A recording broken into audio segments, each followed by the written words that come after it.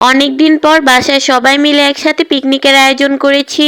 রান্নাবান্না শেষে সবাই উঠানে পাটি বিছিয়ে খাওয়া দাওয়া করেছি। সবগুলো রান্না খুবই মজা হয়েছিল।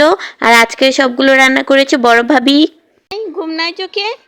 নাই, একটু নাই। হ্যালো এভরিওয়ান, আসসালামু আলাইকুম। Welcome to my another new vlog video. আশা করছি যে যেখান থেকে ভিডিওটা দেখছেন সবাই আলহামদুলিল্লাহ খুব ভালো আছেন।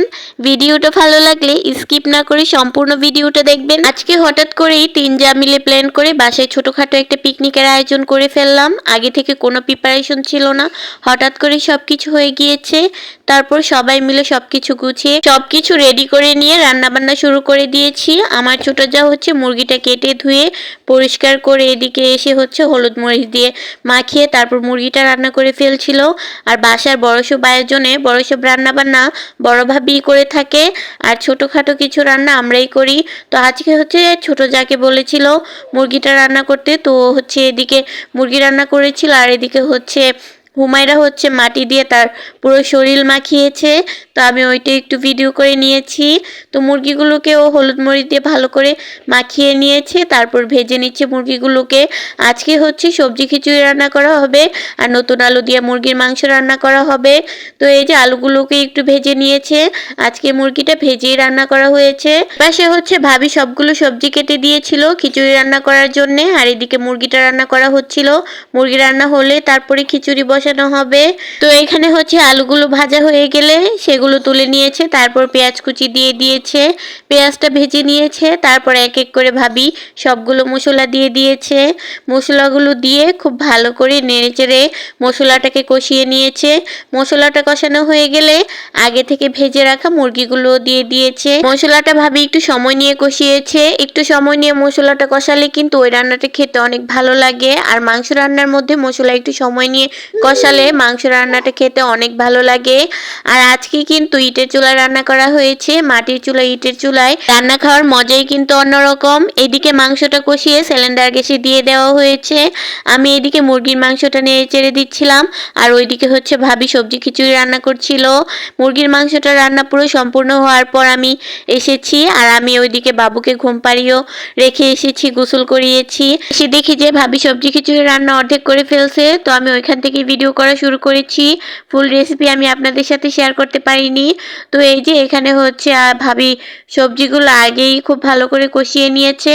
তো তারপর হচ্ছে চাল ডাল আগে থেকে ধুয়ে রাখা ছিল, ওইগুলো দিয়ে দিয়েছে। এখন হচ্ছে কিছুক্ষণ সময় নিয়ে কষিয়ে নিবে। কষানো হয়ে গেলে পরিমাণ মতো পানি দিয়ে অনেকক্ষণ সময় নিয়ে খিচুড়িটাকে রান্না করা হবে। ভাবির হাতের এই সবজি খিচুড়ি রান্না কিন্তু সবাই খেতে খুবই পছন্দ করে। আর বাসার মধ্যে ভাবি এরকম খুব সুন্দর করে সবজি খিচুড়ি রান্না করতে পারে। সবজি খিচুড়ি রান্না হতে অনেক সময় লাগবে। তো ভাবি এদিকে খিচুড়ির মধ্যে পানি দিয়ে রান্নাটা বসিয়ে দিয়ে এই জায়গাটুকু যে নোংরা হয়েছে ওই জায়গাটুকু ঝাড়ু দিয়ে দিচ্ছিল, কারণ এখানে বসে আমরা পাটি বিছিয়ে খাবো। তো এখানে হচ্ছে ভাবি অনেকটা জায়গা খুব ভালো করে পরিষ্কার করে দিয়েছে ঝাড়ু দিয়ে। তৈব হচ্ছে এদিকে একটা গান গাচ্ছিল, ওইটা হচ্ছে খিচুড়ি খিচুড়ি আর তোকে না পেলে আমি কি যে করি, মানে ওই রকম আর কি একটা কিছু বলছিল। আমি ব্যাকগ্রাউন্ডের অনেক শব্দের কারণে ওই গানটা দিতে পারিনি।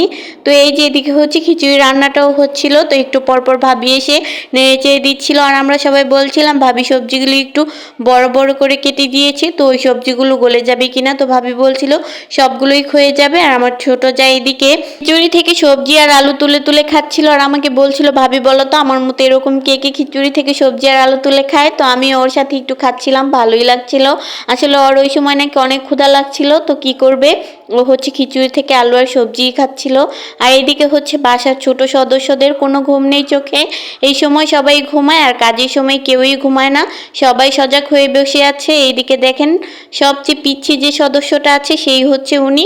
উনি হচ্ছে আমার দিকে তাকিয়ে মুচকি করে একটা হাসি দিচ্ছে। মাশাআল্লাহ, সবাই ওর জন্য দোয়া করবেন, ও যেন ভালো থাকে সুস্থ থাকে। কথা বলতে বলতে খিচুড়ি রান্না প্রায় হয়ে যাচ্ছে। তো ভাবি ছোট্ট একটা ঘুটনি নিয়ে এত বড় পাতিলে ঘুটাচ্ছিল, তো এটা দেখে আমরা সবাই হাসছিলাম আর মজা করছিলাম। তো খিচুড়ি রান্নাটা লবণ টবণ সবকিছু ঠিক আছে কিনা এটা ভাবি চেক করছিল। তো লাস্ট পর্যায়ে একটু লবণের পরিমাণ লাগছিল, তো ওইটাও ভাবি দিয়ে দিয়েছে। আর সাথে দিয়েছে টেস্টিং সল্ট। তারপরে এক এক করে আর যা যা দেওয়া বাকি ছিল সবগুলোই দিয়ে দিয়েছে ভাবি। লাস্ট পর্যায়ে দিয়েছে কাঁচামরিচ, ধনিয়া পাতা আর হচ্ছে ডালডা। ঘি ছিল না বাসায়, তার জন্য ডালডা দেওয়া হয়েছে। তো এই যে খিচুড়ি রান্নাটা কিন্তু খুবই মজা হয়েছিল। রান্না শেষে বাড়ির সব পুরুষ মানুষদেরকে ভিতরে খাবার দিয়ে দিয়েছি, ওরা সবাই রুমে বসে খেয়েছে আর আমরা মহিলারা সবাই বাহিরে খোলা আকাশের নিচে পাটি বিছিয়ে বসে খেয়েছি। এটা যে কি একটা শান্তি সেটা আপনাদের বলে বোঝানোর মতো না। আর সবাই মিলে একসাথে বসে খাওয়া দাওয়া করার মজাই অন্যরকম। অনেক দিন পর সবাই মিলে একসাথে বসে খাওয়া দাওয়া করেছি, অনেক ভালো লেগেছে। আজকের ভিডিওটা এই পর্যন্তই। সবাই ভালো থাকবেন, সুস্থ থাকবেন।